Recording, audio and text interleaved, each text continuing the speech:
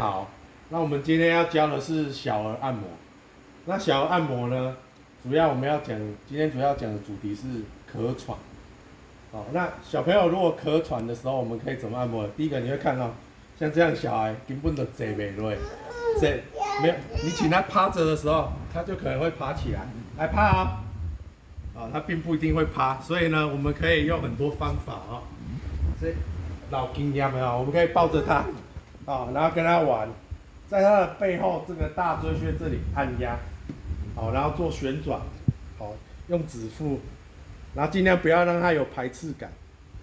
那像这个弟弟呢，他今天就有咳嗽，那我们就可以在这个肺腧这里按压，那你可以看一下弟弟的表情，他并没有到很排斥，尽量跟他玩的方法，好，然后让他休息一下。好，那结束之后，背部按摩结束之后，我们按一下他的手，就是看一下手，手有没有脏脏，我们可以按一下这个孔椎穴，那待会穴位呢，我一样会传到群组，还有这个尺泽穴，那按法很简单就是轻轻按压，尽量让我们小朋友不要觉得很不舒服，你看我一只手指头这样按。但是效果很好，这样按摩旋转好，然后再按一下这个太渊穴，大拇指滑下来这个凹陷处，那有时候会拨到比较酸的地方，它会反抗，我们就再轻一点，那也可以这样子，轻轻的拨，轻轻的拨动，哇，好棒就是看另外一只手有没有脏脏有脏脏吗？这里有没有一点脏脏？没有，会痛吗？不会痛这个是按摩吗？好，那这个是肺腧穴。好，那主要就是整条肺经可以轻轻的按压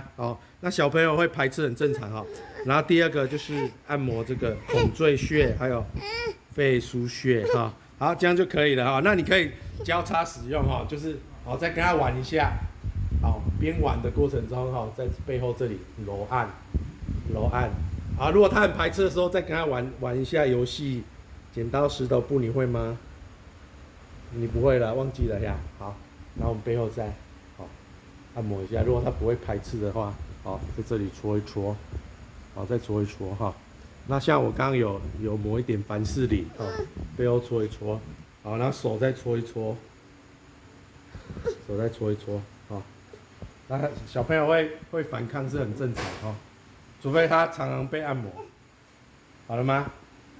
好，那你跟镜头说拜拜，拜拜，说谢谢，谢谢，说感恩，你会说感恩吗？你不好意思好，谢谢大家。